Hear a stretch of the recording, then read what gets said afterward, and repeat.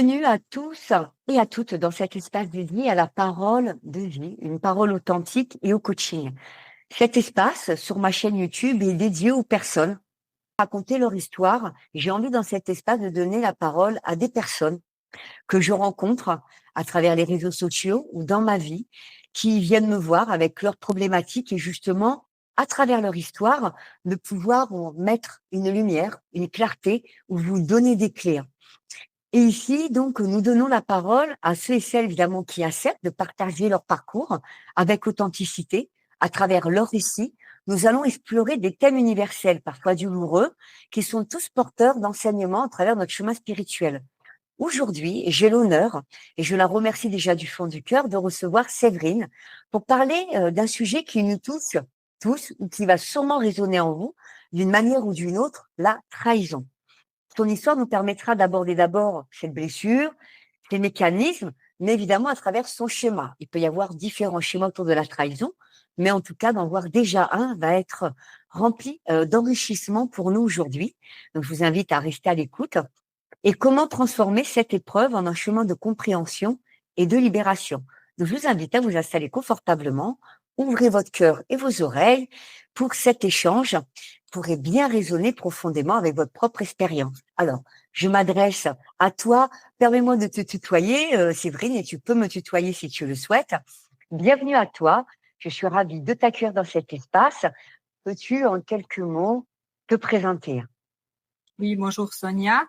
Alors moi, je m'appelle Séverine. Je suis une maman de 2 enfants qui sont maintenant grands, qui ont 23 et 20 ans, et j'habite en Suisse. Je suis fleuriste, j'ai un magasin de fleurs, et voilà, sinon rien de spécial. Eh ben, c'est parfait. En tout cas, merci à toi d'avoir accepté cette proposition. Je suis ravie, en tout cas honorée de t'accueillir. Alors, on a déjà échangé ensemble.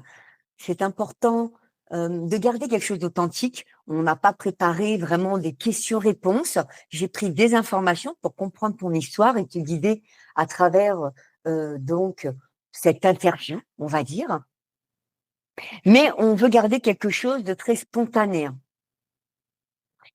Et le sujet qui est venu à travers ce que tu as envie de me partager, donc quand j'ai sollicité des personnes pour parler d'une problématique qu'ils ont vécue, qui, qui les ont marqués dans leur chemin, qu'ils ont envie de comprendre aujourd'hui, c'est autour de cette blessure de la trahison. Alors, raconte-nous en quelques mots tes deux histoires, puisque toi tu as connu la trahison à travers donc deux relations. Peux-tu nous expliquer que s'est-il passé dans les grandes lignes dans ta vie à travers ces deux relations et cette blessure de trahison? Oui, alors tout à fait. J'espère que ça aidera d'autres personnes. Donc moi, en 1999, j'ai rencontré le papa de mes enfants dans une manifestation où nous étions côte à côte avec nos stands dans un marché. Et puis, très vite, nous nous sommes mis ensemble en ménage. Très vite, il a voulu des enfants et très vite, on a fait justement un commerce en commun, les fleurs et son commerce à lui. Et suite à ça, ben, nous avons eu 2 enfants et tout se passait bien, il me semblait. Mais quand je suis rentrée de vacances dans ma famille avec mes parents, ma sœur et les enfants, il m'annonce que finalement, lui, il a rencontré quelqu'un. J'ai rien vu venir et je me suis sentie très blessée parce que justement, j'ai pas compris. Il n'y avait pas de, j'ai pas eu l'impression qu'il y avait entre nous des problèmes ou quelconques ou quoi. C'était vraiment, tout se passait bien et on avait vraiment une vie paisible. Donc, j'ai vraiment pas vu venir et ça, c'était difficile pour moi. Euh, Suite à ça, bien, il est parti avec cette femme qu'il a rencontrée. Et, euh, et voilà, on a travaillé encore une année ensemble, mais c'était trop difficile. Il voulait faire participer sa nouvelle compagne et moi, je pouvais pas accepter en plus qu'elle avait, enfin, comment dire, abîmé notre relation et notre famille. Travailler en plus avec elle, c'était pas possible pour moi, pas concevable. J'ai pris mes enfants et nous sommes partis de la maison familiale. C'est pour ça que nous avons dû partir. C'était dans sa famille, cette maison. Voilà. Ça, c'est ma première histoire. Suite à ça, j'ai rencontré une personne quelque temps après que je connaissais déjà de mon jeune âge et qui a su me rassurer et qui a eu un petit peu, on va dire, pitié de moi et qui a été très rassurant et très prévenant. Et je ne sais pas pour quelle raison, j'ai répété exactement le même schéma. Très vite, nous avons habité dans la même maison, mais pas dans le même appartement parce que moi, j'étais bien avec mes enfants. Et très vite, comme je n'avais plus de travail suite à mon départ avec le papa de mes enfants, très vite, nous avons décidé de travailler aussi ensemble. Et par la suite, nous avons aussi décidé de construire une maison qui nous a pris vraiment beaucoup, beaucoup d'énergie. Nous avons construit cette maison pendant plus de 3 ans en famille. Et là, vraiment, tout se passait bien aussi. Jusqu'au jour où c'est que dans la ville, petite ville où nous sommes, j'ai entendu des bruits qui couraient comme quoi il n'était pas fidèle. Et quand je lui ai posé la question, eh bien, il m'a regardé bien en face et m'a dit, eh bien oui, si t'es pas contente, c'est toi qui vois, t'as plus de travail, plus de maison, tu peux partir comme tu veux. Et là, ben justement, moi j'ai décidé que non, je ne pouvais pas accepter quelque chose comme ça. Donc j'ai pris mes enfants, mes affaires et nous sommes repartis. Ce qui fait que 2 fois, nous sommes repartis à zéro. Et c'est vrai que ben, moi, c'était difficile, mais j'imagine que mes enfants aussi ont dû subir ces trahisons à chaque fois. Donc, c'est la question que je me posais. Qu'est-ce qui fait que finalement le schéma se répète? Alors, en effet, c'est vrai, tu mets un accent sur quelque chose de très important. C'est pour ça que ton histoire, ta parole, à travers cette expérience que tu as vécue, c'est 2 expériences qui sont très similaires, puis vraiment très similaires, parce que on peut vivre une blessure de trahison à travers un mensonge, une infidélité, mais des fois, ça peut être aussi un engagement qui n'est pas tenu. Alors que là, dans ton histoire, on est vraiment dans la relation amoureuse, avec 2 personnes dans l'infidélité. Il peut y avoir un mensonge sans infidélité. Et ensuite, avec vraiment les choses très significatives, c'est qu'à chaque fois, tu as abandonné ce que tu avais pour aller avec la personne dans sa maison, donc dans un logement qui n'est pas tien, à la base, même si après vous construisez une famille et qu'après, en effet, sur la deuxième relation, tu as construit une maison, faire un travail en commun, donc aussi une activité qui va dépendre de ton compagnon. Et dans les 2 cas, c'est exactement pareil. Donc, en effet, il y a une répétition de schéma. Dans ces cas-là, ça te répète parce que tu as une blessure et que tu ne l'as pas encore conscientisée. La répétition montre que tu as une blessure et comme la première fois, tu n'as pas mis en lumière cette blessure, tu n'as pas fait le lien entre quelque chose d'émotionnel que tu portes, mais des fois qui est invisible, qui est inconscient, et ton histoire, on t'a remis la même histoire. Dans le jargon de psychologie, on va dire énergétique ou de la thérapie holistique, on dit la même âme dans un corps différent. C'est-à-dire qu'on va te mettre la même énergie, la même personne, tu vas rencontrer le même type d'homme dans ton cas, en tout cas dans le genre humain, évidemment, donc la même personne au niveau énergétique qu'avec la blessure, mais dans un corps différent. C'est-à-dire que le physique va être différent, mais tu vas faire exactement la même chose. C'est une manière à l'univers de nous dire dans ces cas-là, attention, regarde, quelque chose ne va pas. En effet, l'homme a une blessure de trahison et il t'a trahi en étant fidèle. Le deuxième, identiquement. Mais ceci pour te ramener à toi-même, à dire, bon, si j'attire ce genre d'homme à moi, qu'est-ce qui ne va pas en moi? Donc ça, c'est la première chose, c'est de nous ramener à nous-mêmes. Que, en effet, il peut y avoir aussi un lien avec l'inconscient collectif familial, c'est-à-dire une blessure que tu as récupérée de l'inconscient collectif familial, ce qu'on appelle, c'est-à-dire tout ce qui n'a pas été transmuté, guéri et qui a été vécu au cœur de la famille, nos parents, nos grands-parents, nos arrière-grands-parents, donc nos ancêtres, qui s'est transmis de génération en génération. Mais avant d'en arriver là, la première chose qu'il faut faire, et je tiens à le souligner à travers ton histoire, parce que beaucoup de personnes croient que finalement, en dégageant quelque part, en nettoyant notre cycle transgénérationnel, on va se libérer de tout. Et non. Et c'est là que je vais venir à ma deuxième question pour toi. C'est que généralement, pour la femme, on va dire dans un schéma classique de couple, évidemment, ta relation avec l'homme est conditionnée par les repères qu'elle aura eus de la relation avec son papa quand elle était enfant. C'est pour ça que je te pose cette question. Lorsque tu étais enfant, comment était ton papa avec toi?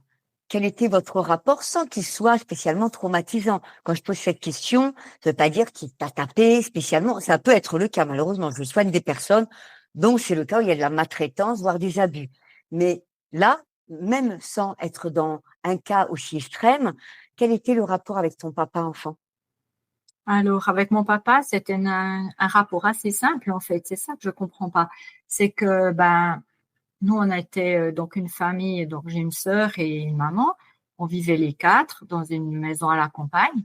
Et quand on devait faire des bricolages ou quand on devait faire différents travaux, on avait le groupe garçon et le groupe filles. Donc, le groupe garçon, moi, j'y étais. Donc, en fait, moi, je faisais tout avec mon papa. On était très complices. Ma sœur restait en général avec ma maman, avec sa maman, je dis pas. Voilà, c'est parce qu'en fait, elles sont très proches et moi, je me sens toujours exclue de cette relation-là. Bref, avec mon papa, eh bien, en fait, on faisait beaucoup de bricolage, on faisait beaucoup de choses, on était très complices. Mais par contre, c'était jamais assez bien, c'était jamais bien. Ouais, il fallait toujours faire plus, mieux encore. Il mettait des exigences très élevées et franchement, il criait fort, quoi. Et moi, j'en avais un petit peu peur, mais il n'était pas méchant. Mais il me faisait un petit peu peur parce qu'il criait beaucoup et il avait peu de patience et voilà. Enfin, mais rien d'incroyable. Mais si tu veux, l'enfant, si tu veux, là, nous, on analyse avec notre mental d'adulte, avec notre pensée de la femme ou de la maman que l'on est.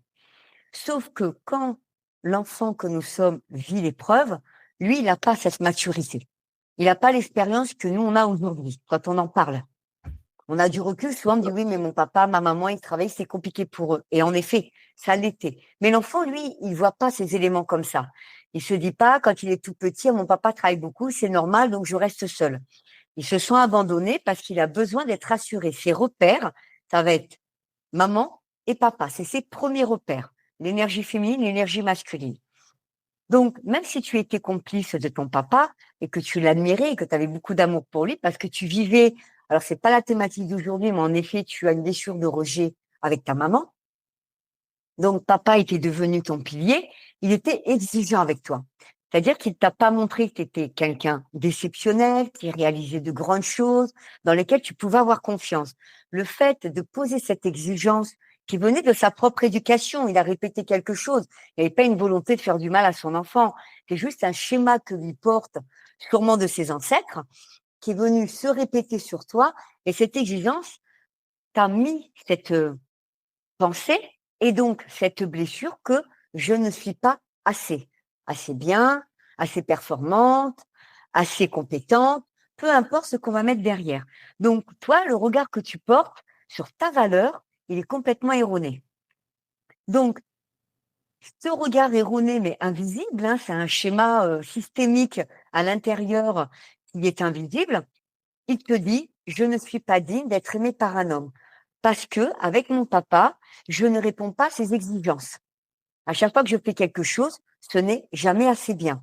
Tu m'as même dit qu'il pouvait être sévère, que tu pouvais en avoir peur. Donc ça veut dire que quand même, il y avait à la fois une complicité, une petite fille qui avait une complicité avec son papa, mais en même temps, un papa qui avait des exigences et qui pouvait lui faire peur. Il faut pas oublier que même si on garde le positif, on ancre aussi le négatif. Et donc, il s'est construit. Ce qui fait que quand tu te retrouves avec un homme, quelque part, dans ta relation, tu auras tendance à te conditionner à la volonté de l'homme, comme la petite fille qui essaye de bien faire pour avoir l'amour de son papa. C'est inconscient, bien souvent, et c'est bien la problématique. Donc, quand tu arrives avec un homme, c'est pour ça que tu vas quitter ton appartement pour avec lui. S'il veut faire quelque chose, tu vas te conditionner. Alors, ça n'exclut pas l'amour. Je précise bien là pour les personnes qui écoutent, et même pour toi, pour t'expliquer, l'amour, c'est une vibration. D'accord? Les blessures, ce sont des émotions. L'amour, ce n'est pas une émotion. Donc, tu peux très bien aimer la personne et être comme dans une dépendance affective.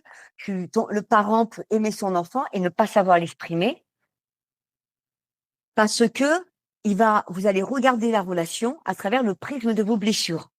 Donc, papa a sûrement une éducation dure, sévère, et de ce fait, à poser des exigences par rapport à toi, qui fait que tu as grandi avec une forme de croyance intérieure, de vérité, qui est erronée, qui est fausse, à travers son exigence à lui, qui était sûrement un reflet, une projection du petit garçon qu'il était, qui toi, en grandissant, ne connaît pas ta valeur.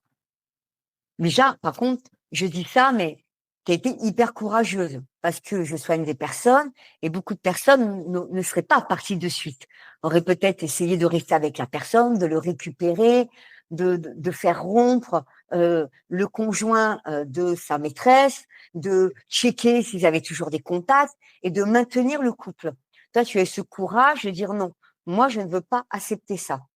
Donc, même si pour moi c'est difficile, je me retrouve sans maison, sans travail, je pars. Déjà, bravo à toi. Sincèrement, je te l'ai déjà dit quand on a parlé, mais pour moi, je trouve déjà c'est bien. Mais en effet, tu le répètes, parce que tu as cette blessure de trahison, mais en arrière-plan, tu as aussi ce qu'on appelle une mémoire de non-dignité ou d'indignité. Ça peut avoir différents noms, qui est je ne suis pas digne. C'est je ne suis pas digne d'être aimé, je ne suis pas digne de réussir. Pour ceux qui sont dans l'autosabotage, je ne suis pas digne d'être dans l'abondance. Pour ceux qui ont des blocages d'abondance. Donc en fait, compte, on va pas penser, donc on va se conditionner pour recevoir cet amour, quitte à oublier, à mettre de côté nos besoins, ce que nous avons, et se consacrer pleinement, en fait, compte à ce couple, et finalement arriver à ce résultat par rapport à toi. Après, il y a une deuxième source qui est ta blessure de trahison, évidemment. Et c'est pour ça que je t'ai demandé, parce que la trahison, c'est l'engagement. En fin de compte, on parle beaucoup de l'infidélité, mais il n'y a pas que ça. La trahison, c'est aussi une promesse qu'on ne tient pas. C'est un secret que j'ai raconté et qu'on vient répéter. C'est un ami qui trahit notre confiance. C'est aussi la trahison de l'engagement parental. Donc, as-tu un souvenir qui t'est demandé où toi, peut-être, il y a eu un engagement parental ou de ta famille et tu as senti que cet engagement n'avait pas été respecté? Alors, ça peut être énormément de choses. Eh bien, en fait, j'ai pas vraiment l'impression qu'il y avait. Bon, c'est difficile à dire parce que dans le cadre familial, dans notre famille des quatre, donc ma sœur, ma maman et mon papa, ça a Ouais. roulé assez bien. En résumé, c'est que il y avait c'est comme une petite entreprise. On travaillait un peu tous ensemble, on fonctionnait bien. Après, avec leur famille à eux, c'était un peu plus compliqué. Mais j'ai pas tellement le souvenir de quelque chose qui aurait pu me marquer. Je me souviens pas de ça, en fait. Je sais pas. Alors, parce qu'en effet, c'est beaucoup plus loin dans ton enfance. Parce que lorsque Mhm. tu m'as répondu, tu me parles du projet, il est là. Ça n'empêche pas sa présence. Et moi, Peut-être. je pense que c'est plus quand tu étais plus petite. Oui, vas-y, je t'en Alors, prie, je t'écoute. oui, justement, quand j'étais toute petite, oui, alors quelque chose d'autre. C'est-à-dire qu'en fait, mes parents ont dû se marier parce que ma maman était enceinte et j'ai pas du tout été acceptée dans la famille de ma maman parce qu'ils étaient très catholiques et que c'était quelque chose qui n'était pas possible, envisageable. Et de ce fait, ma maman a dû se marier avec quelqu'un de protestant et mélanger les religions, ça se faisait pas. Et à partir de là, ma grand-maman maternelle m'a toujours mise à part des autres petits-enfants. Elle m'a jamais vraiment calculé. Enfin, il y a tout qui a été très compliqué dans cette famille-là, oui. Mais sinon, mhm. Je t'en prie. Donc voilà. Mais après, il me semble que mes parents m'ont protégée comme ils ont pu. Mais c'est aussi quelque chose que je sens, c'est que j'ai senti, puis qui m'arrive encore maintenant de le sentir. Ils me le font bien remarquer, surtout ma maman, que finalement, chaque fois qu'il y a un problème entre eux, ben, c'est forcément de ma faute, quoi. Parce que sans moi, ils auraient pu se séparer, ils auraient pu faire autrement. Et j'ai toujours un peu cette espèce de ressenti que oui, j'ai l'impression que tout ce qui arrivait, c'était toujours de ma faute. Euh, mais j'ai aussi le souvenir que quand j'ai eu une petite sœur 2 ans après, euh, c'est un souvenir vraiment qui est comme ça dans ma mémoire, que j'étais très contente. Je me disais, ah, bah, peut-être qu'ils s'aiment quand même. Voilà, ça c'est vraiment le souvenir que j'ai le plus ancien que je peux avoir. Alors, c'est à ça que je voulais en venir. Mais je t'ai laissé parler, mais c'est très bien parce que tu l'as expliqué à travers tes mots et Mhm. toi-même dans ton histoire. C'est qu'en effet, tu m'as confié que tes parents étaient sans cesse en conflit. Et tu vois, le fait de dire que lorsque tu as eu cette petite sœur, ça t'a ramené à dire, à faire cette déduction que s'ils avaient un enfant, c'est parce qu'ils s'aimaient. Parce que c'est vrai qu'on part du principe que si tu as un enfant, c'est qu'il y a de l'amour et qu'on choisit de faire un enfant ensemble. Ça veut dire que quelque part, il y avait sûrement un manque d'amour entre eux, quelque chose de conflictuel. Et souvent, le manque d'amour, ça ramène à certaines blessures. Pour moi, il y a un problème d'engagement parental qui a été fait, même s'ils ont été protégés. Et en effet, tu es revenu sur ta famille, mais du côté maternel. Mais là, il y a un miroir qui se fait sur la lignée paternelle où il y a la blessure de trahison. C'est aussi qu'il y en a dans la famille du côté de ta maman, ta lignée maternelle. Parce que cette famille-là s'est sentie trahie vis-à-vis de ta maman, d'avoir choisi un homme qui n'était pas dans leur mouvement religieux et donc n'ont pas accepté ce choix ou difficilement. Donc, les enfants qui sont nés de cette union n'ont pas été bien acceptés aussi hein, à travers ça. Donc, il y a eu des piliers, mais en effet, de ce fait, à travers ce schéma systémique familial, il y a pour moi une vibration de trahison et qui a été transmise. C'est pour ça que là, j'en viens. Pour moi, au-delà de peut-être papa pour moi, je sens que dans l'enfance, il y a eu des manquements, mais qui ne sont pas volontaires. Je donne souvent l'exemple de la blessure d'abandon. L'enfant qui sort de l'école, sa maman vient le chercher, mais elle est en retard à cause du travail. Toute l'école se vide. Il voit tous ses camarades partir avec ses parents.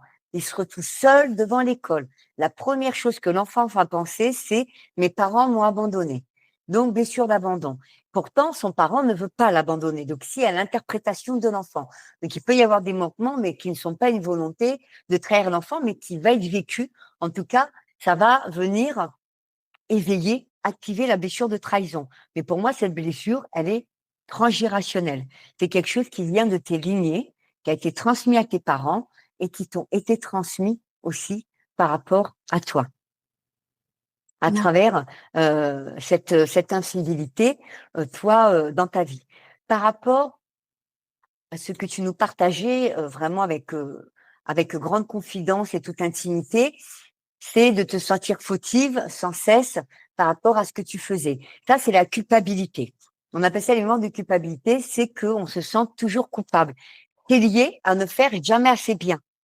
Comme tu penses que tu ne fais jamais assez bien les choses, à travers cette exigence qui a été posée, dès qu'il se passe quelque chose, tu penses que c'est de ta faute. Parce que on t'a toujours dit que tu ne faisais pas bien. Donc, automatiquement, dès qu'il y a quelque chose qui ne va pas, ben, c'est moi qui n'ai pas bien fait. Donc, cette pensée-là va avoir pour conséquence de me sentir coupable.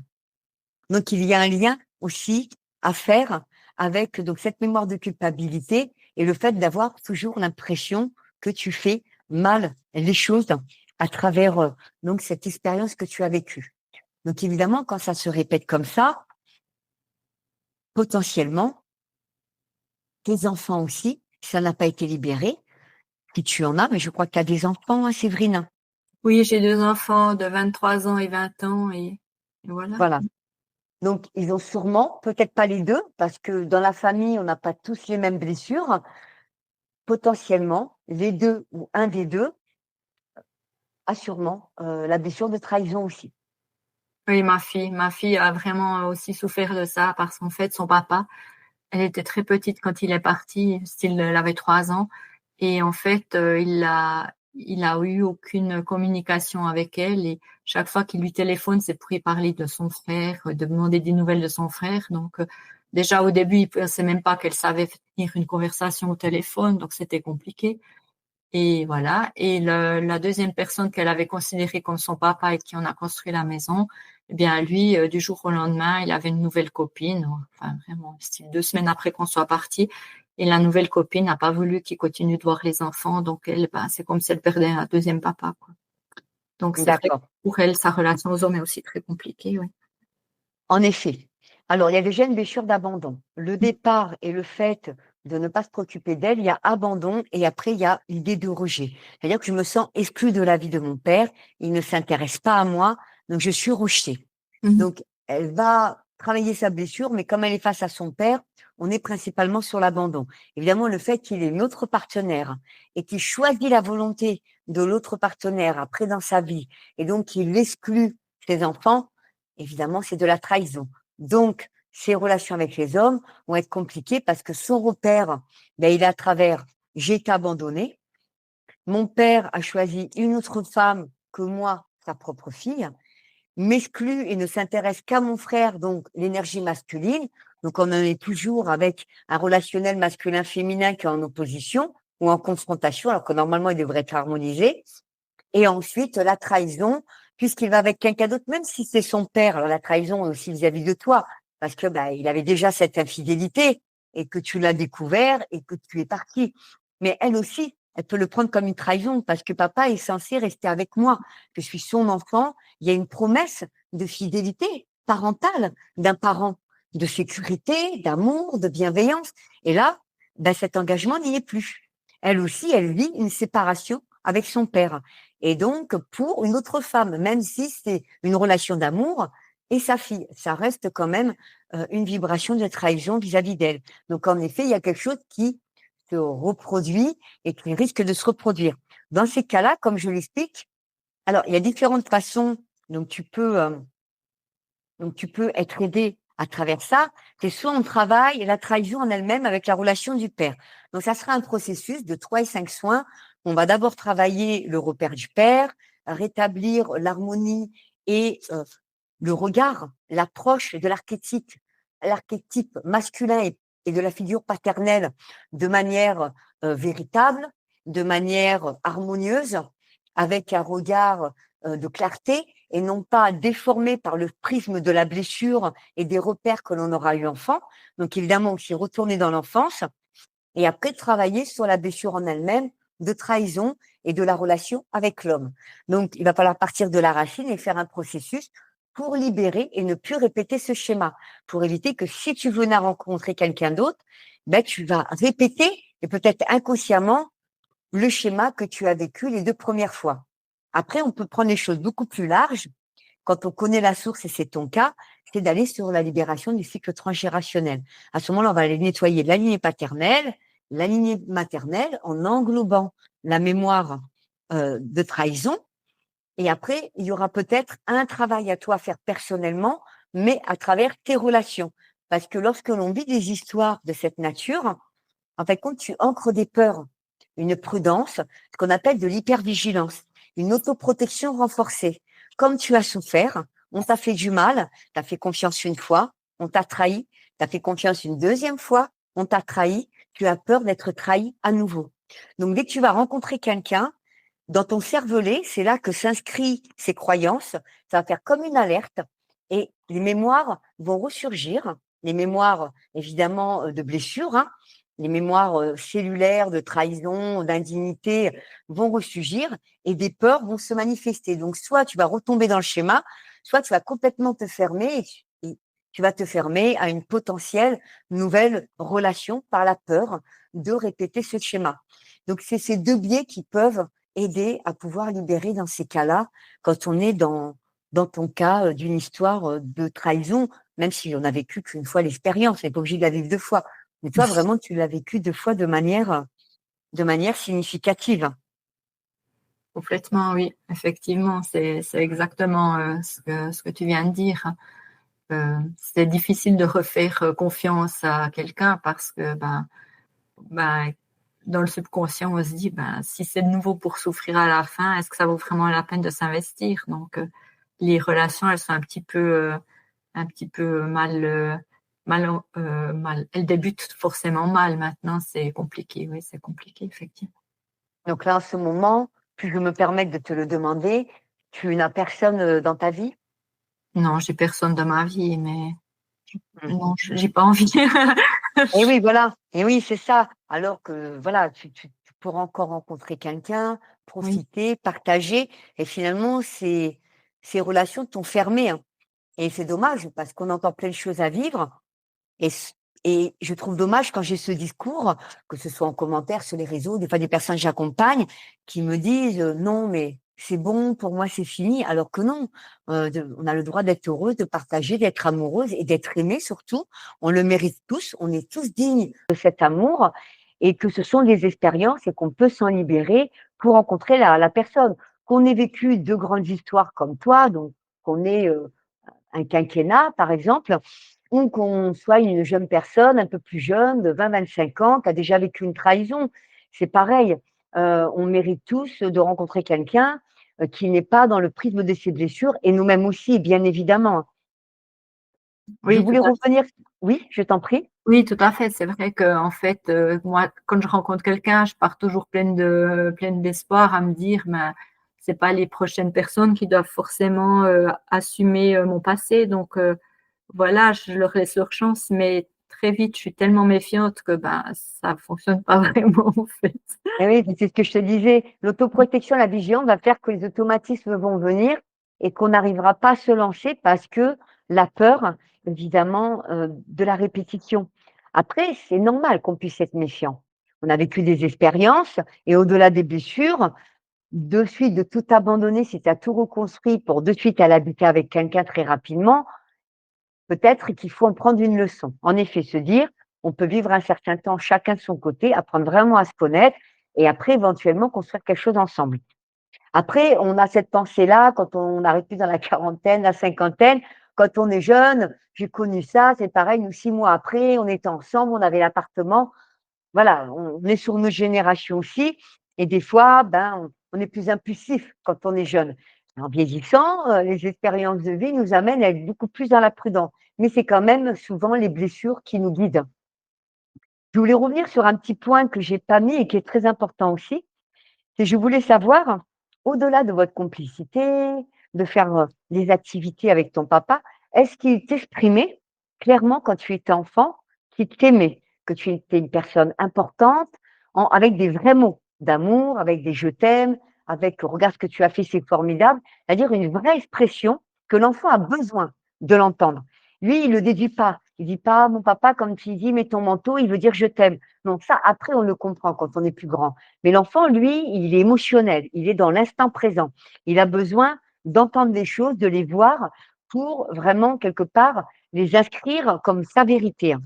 Donc s'il les entend pas, bah, il va trouver lui-même des repères souvent qui sont faux. Est-ce que toi, tu avais ces mots-là ou est-ce qu'en dehors de votre complicité du partage, bah, justement non, ces mots-là peut-être manquaient ou en tout cas n'étaient pas présents dans ton enfance? Non, jamais mes parents, ni l'un ni l'autre m'ont dit que je faisais quelque chose de bien ou qu'ils étaient fiers de moi ou qu'ils m'aimaient ou q pas non plus tellement qu'ils nous prenaient dans leurs bras. Enfin, eux, ils étaient de grandes familles et puis ils avaient été éduqués de façon assez froide et puis ils ont un peu reproduit le schéma et voilà, je pense que pour eux, c'était pas dans leur façon de faire et puis ils savaient pas faire et puis ils l'ont pas fait et puis voilà, donc non, ils m'ont jamais rien dit de tout ça. Et oui, tu as dit quelque chose de très pertinent, c'est qu'il faut remettre les choses dans son contexte. Des fois, j'ai ce discours, moi je fais ça avec mes enfants et ma maman elle l'a pas fait avec moi. Mais nos ancêtres n'avaient pas la même vie que nous. Surtout les femmes, elles étaient contraintes majoritairement, elles avaient peu de droits. Il n'y a pas si longtemps, hein, c'était en 1950, donc on n'est même pas sur 100 ans, hein, on est sur 75 ans. Donc c'était pas si loin que ça. Ma maman me racontait qu'elle pouvait, au tout début, elle avait pas le droit de faire de chèque sans, l'accord de mon père. Donc, bah, elle a connu ça et c'est ma maman.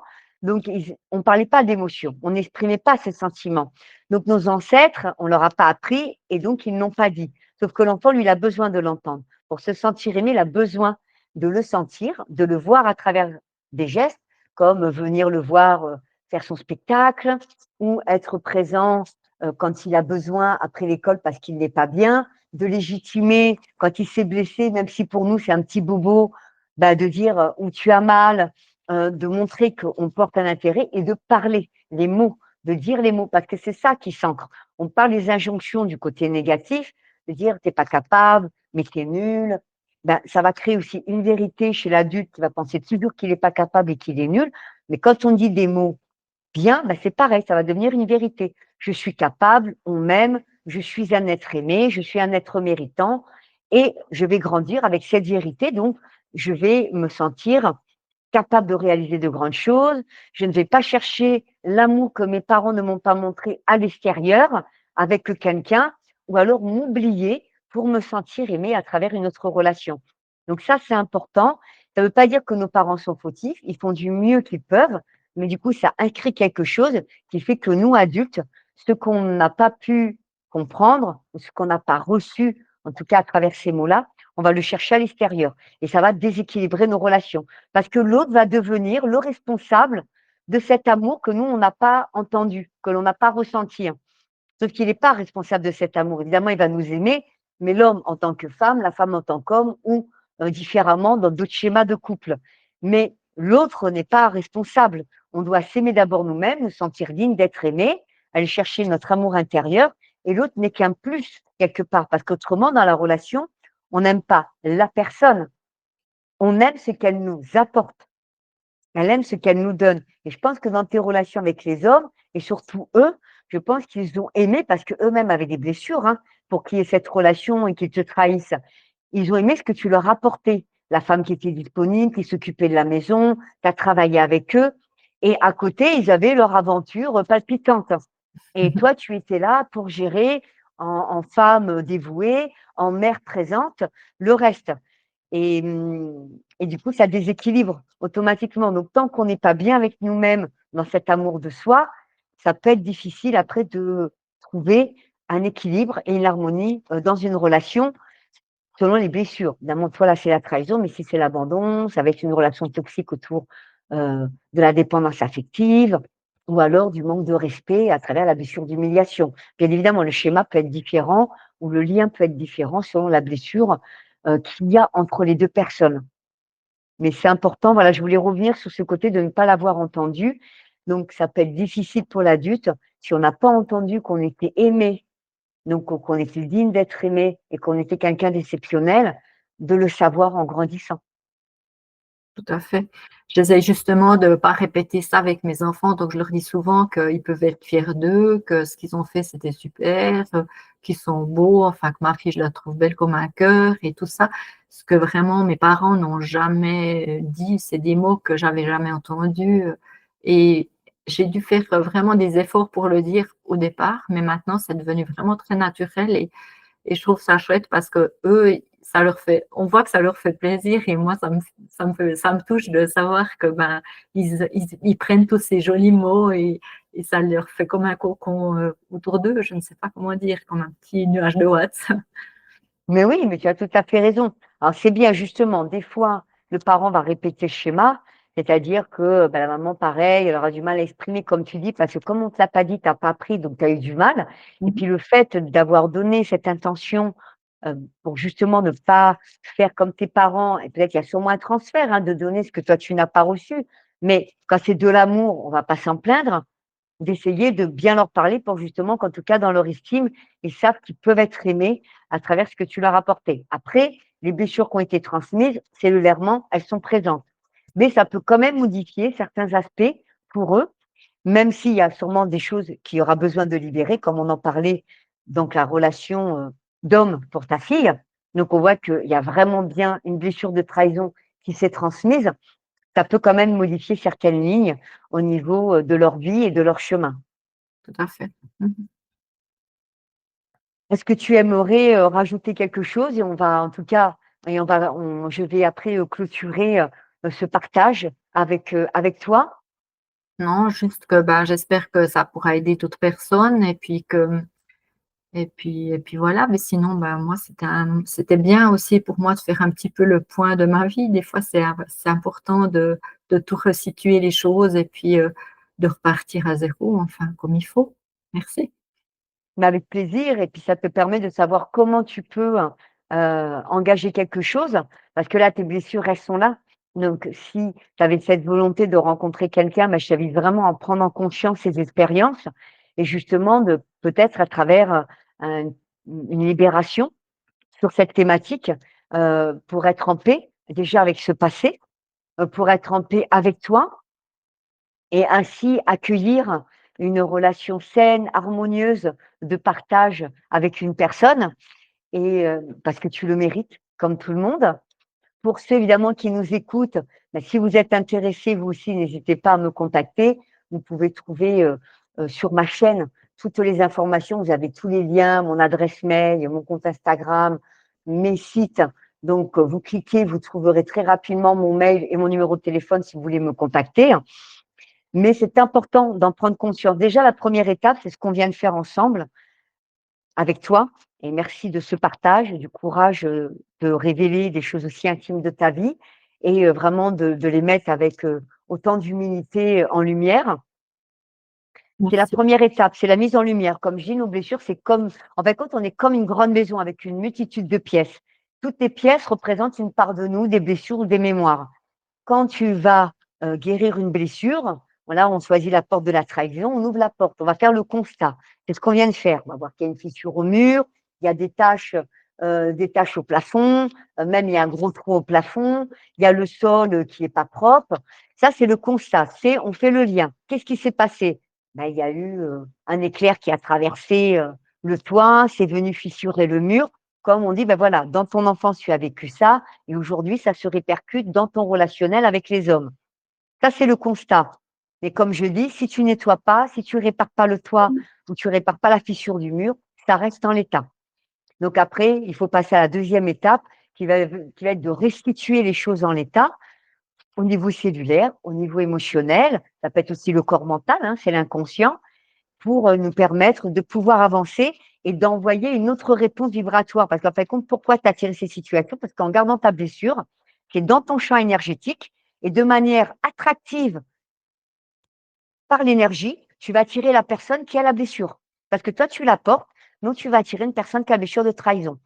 Soit on est dans le schéma que c'est nous qui trahissons, dans ces cas, on appelle ça une charge karmique, soit c'est nous qui subissons, et à ce moment-là, on appelle une blessure de trahison au niveau émotionnel ou la mémoire de trahison.